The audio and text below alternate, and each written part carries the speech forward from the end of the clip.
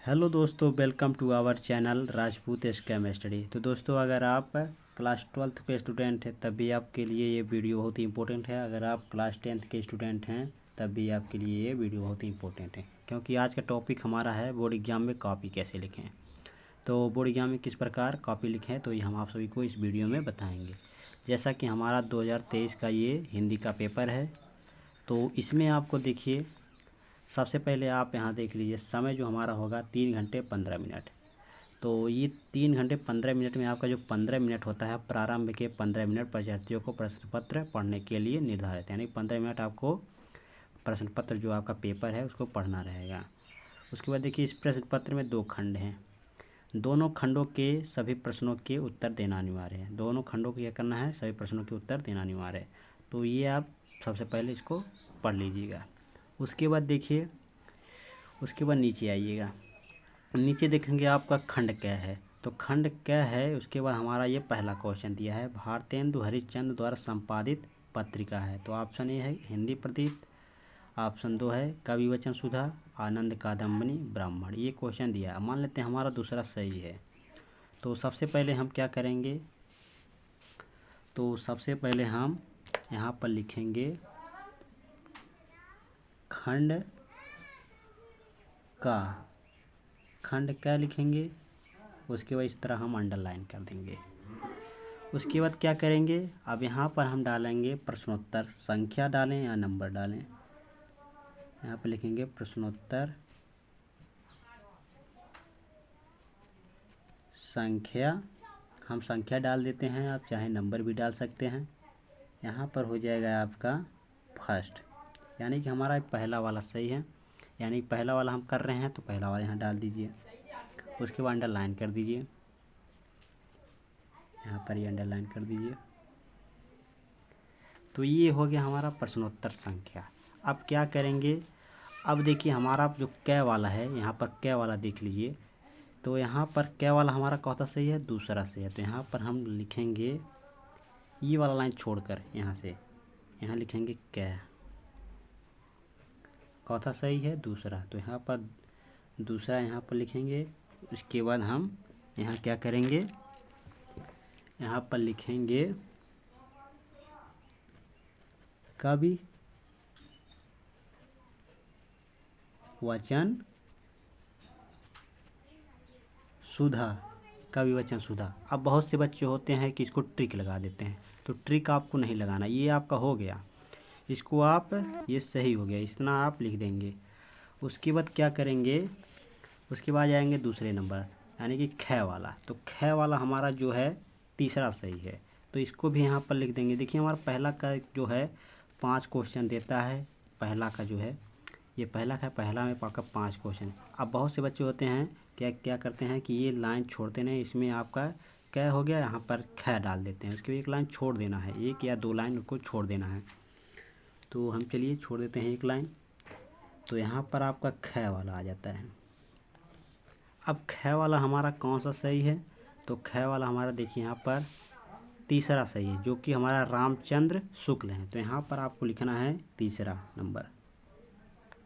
तो तीसरा number heading डालें, सॉरी हेडिंग नहीं हेडिंग।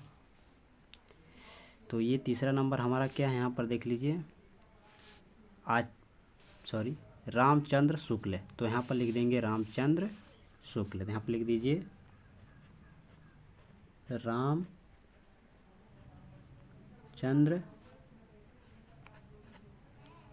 शुक्ल, ये हो गया रामचंद्र शुक्ल। तो इस तरह आप दूसरा हो गया।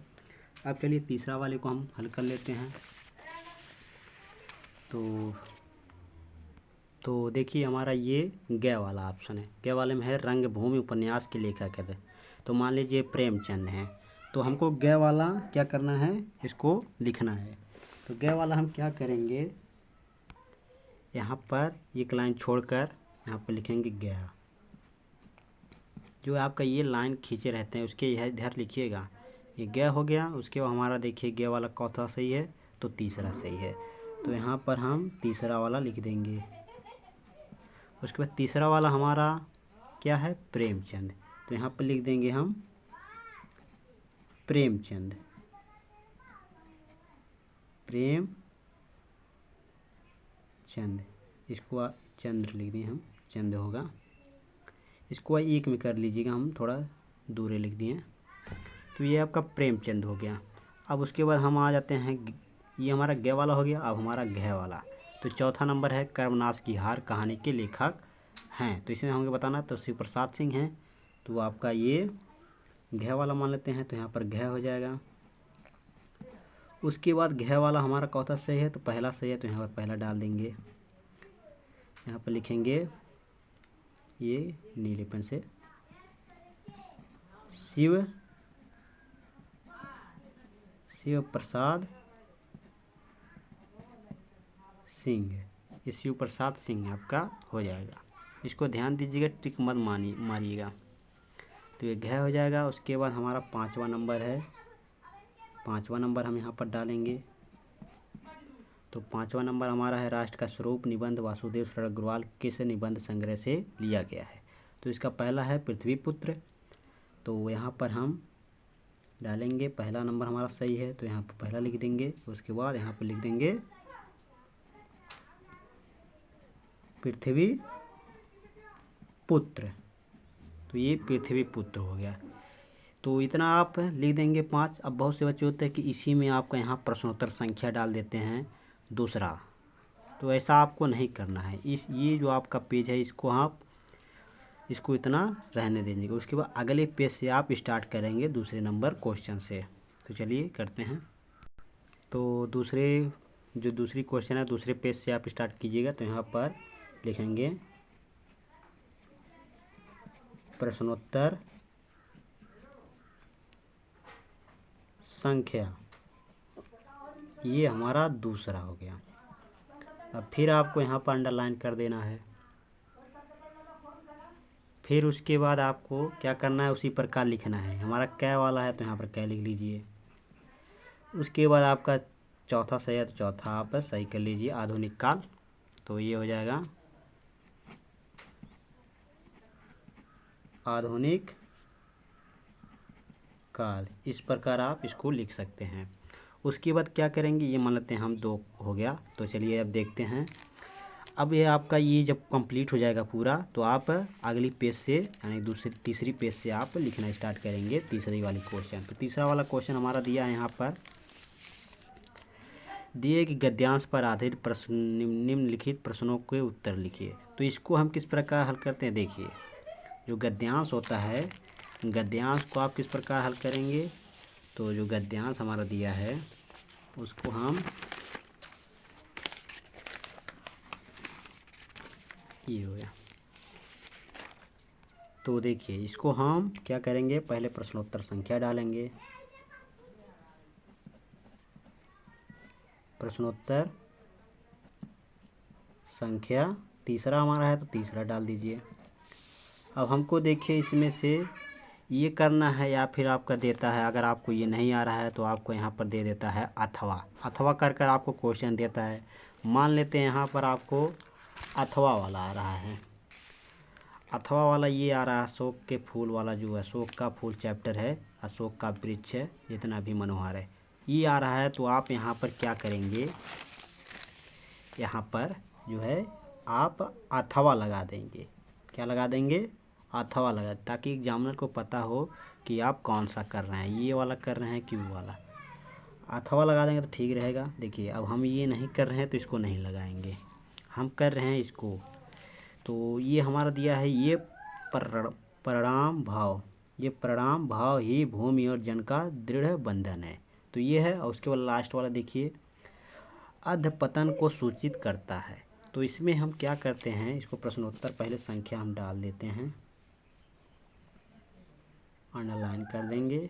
देखिए आपको काट पीट नहीं करना है। उसके बाद देखिए यहाँ पर लिखना है, यहाँ से ये 2 3 4 लाइन आपको ले लेना है, 3 4 शब्द ले लेना है। यहाँ पर लिखना है यह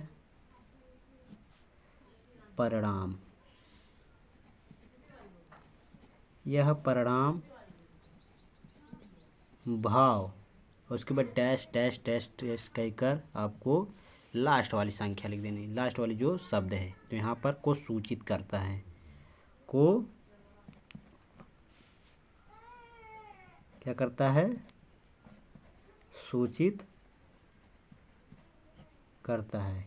इससे ये पता होता है, इससे ये मालूम होता है एग्जामिनर को कि आप कौन सा कर रहे हैं। अगर आप अथवा नहीं डालते हैं या अगर ये वाला डाल दें तब भी आपका ये, उससे आपको एग्जामिनर जो है जान जाएगा कि आप ये वाला क्वेश्चन किए हैं। उसके बाद देखिए इतना करेंगे, उसके बाद देखिए हमारा कै वाला ऑप्शन दिया, तो यहाँ पर हम लिखेंगे कै, तो कै वाला लिखेंगे। उसके बाद इसमें पूछ रहा है उपयुक्त गद्यांश के पाठ और उसके लेखक का नाम लिखिए। तो हम यहाँ पर अगर संदर्भ पूछता, संदर्भ कीजिए, तो आप उसका संदर्भ लिखते हैं। अगर इसमें पूछ रहा है उपयुक्त गद्यांश के पाठ और उसके लेखक, तो आप लिखेंगे उपयुक्त, या फिर चाहें आप यहाँ पर संदर्भ भी लिख सकते हैं। तो चलिए संदर्भ डाल देते हैं, तो संदर्भ डाल देते हैं। उसके बाद आप लिखिए उपयुक्त गद्यांश, यानी है प्रस्तुत गद्यांश, प्रस्तुत गद्यांश हमारी पाठ्य पुस्तक, पाठ्य पुस्तक क्या, गद्य खंड से, गद्य खंड से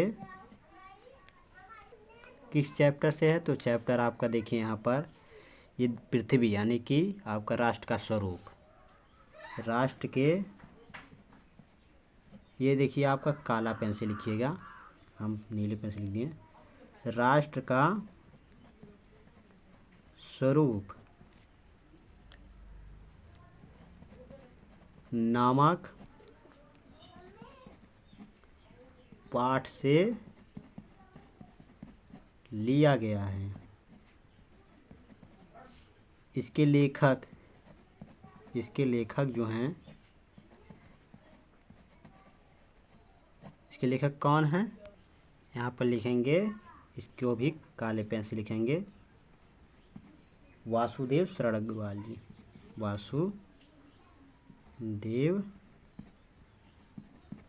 वासुदेव शरण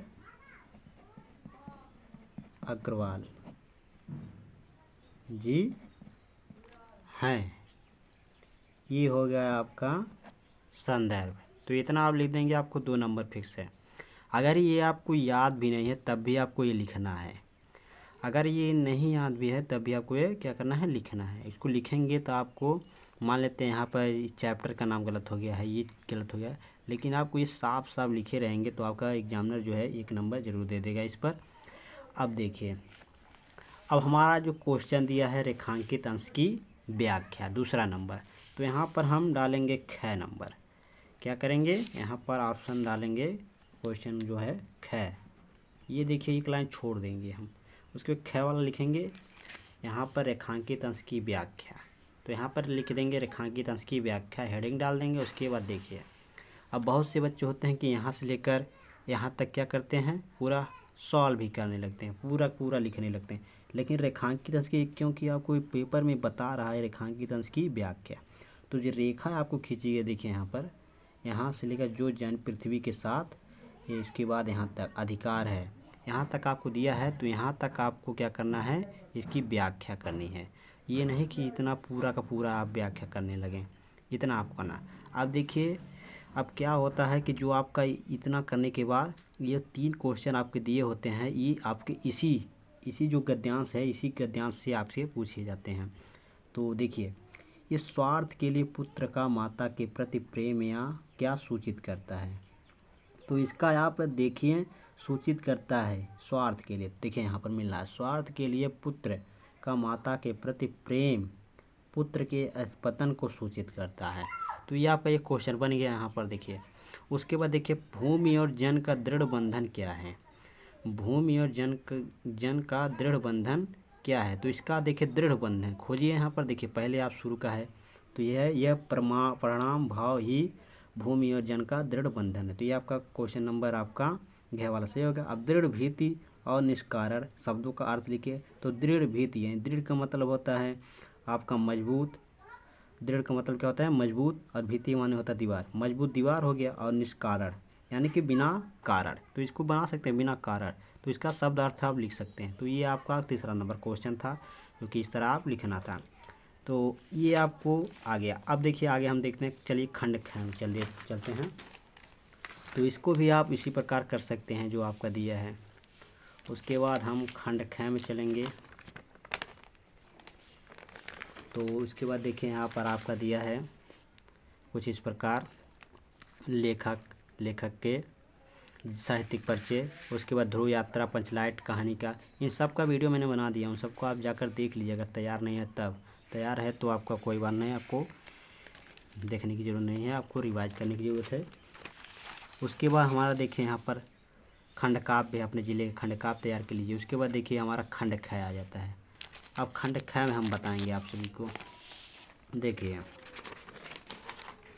अब जो हमारा खंड ख है, यहाँ पर लिखेंगे खंड ख, उसी प्रकार जैसे हम लिखे हैं खंड क, पूरा खंड क कर लिए आप, तो आपको खंड ख करना है। तो यहाँ पर लिखेंगे खंड ख। तो खंड ख हो गया आपका, यहाँ पर ऐसे अंडरलाइन कर देंगे। उसके बाद प्रश्नोत्तर संख्या हमारा क्या होता है? 8वां है। तो यहाँ पर नीचे लिखेंगे प्रश्नोत्तर संख्या 8। प्रश्नोत्तर संख्या 8 हो गया। अब इसमें है आपका, देखिए, निम्नलिखित संस्कृत गद्यांशों में से किसी एक का संदर्भ सहित हिंदी अनुवाद कीजिए। तो क्या करेंगे आप इसमें? पहले बौद्ध युगे, यहाँ पर लिखेंगे बौद्ध युगे इमे। उसके बाद डैश डैश डैश, अगर आपको ये आ रहा है तो ये कीजिए, और नहीं तो ये कर लीजिए। याज्ञवल्क्य उवाच नवारे मैत्रेय, तो ये आप तैयार कर सकते हैं, ये लिख सकते हैं। अगर ये लिख रहे हैं तो आपको अथवा यहाँ पर लिखना रहेगा।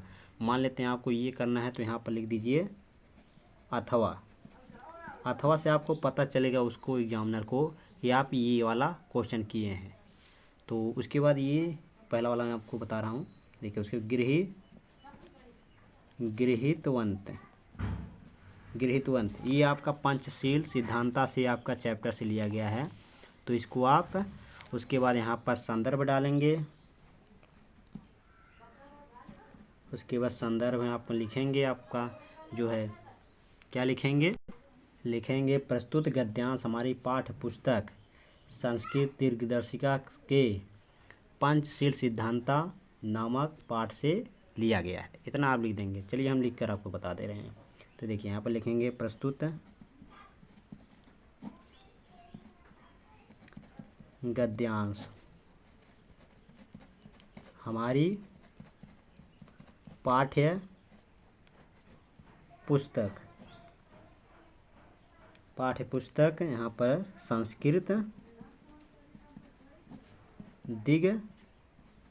दिग्दर्शिका, या फिर यहाँ पर आप लिख सकते हैं संस्कृत खंड से लिया गया है। संस्कृत खंड के, या फिर आप संस्कृत दिग्दर्शिका हम लिख दिए। यहाँ पर आप चाहे संस्कृत खंड से लिए के लिख सकते हैं। संस्कृत खंड के क्या बोलते हैं? पंचशील। कौन सा चैप्टर है? पंचशील। क्योंकि यहाँ पर देखिए पंचशील सिद्धांता निधिकृत ये आपका दिया है, तो इससे आप पहचान सकते हैं। यहाँ पर पंचशील सिद्धांता आपको वहाँ पर साफ साफ लिखना रहेगा। हमको आपको जल्दीबाजी में बता रहे हैं। पंचशील सिद्धांता नामक पाठ से लिया गया है।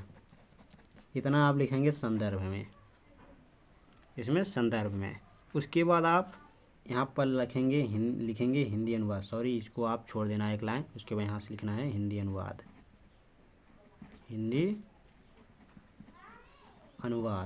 हिंदी अनुवाद में आपको लिखना रहेगा जो आपका ये है, इस जो आपका गद्यांश दिया संस्कृत गद्यांश, इसको आप क्या करना है? इसको हिंदी अनुवाद करना है। तो हिंदी अनुवाद आप कर लीजिएगा, बहुत लंबा वीडियो हो जाएगा, तो इसको आप हल कर लीजिएगा। तो इससे आपको कितने नंबर? टोटल आपके 7 नंबर मिलते हैं। देखिए जो आपका ये संदर्भ है, संदर्भ से 2 नंबर मिलता है और आपका जो हिंदी अनुवाद इससे आपका 5 नंबर मिलता है। तो इसको आप तैयार कर लीजिएगा। तो ये था हमारा खंड ख।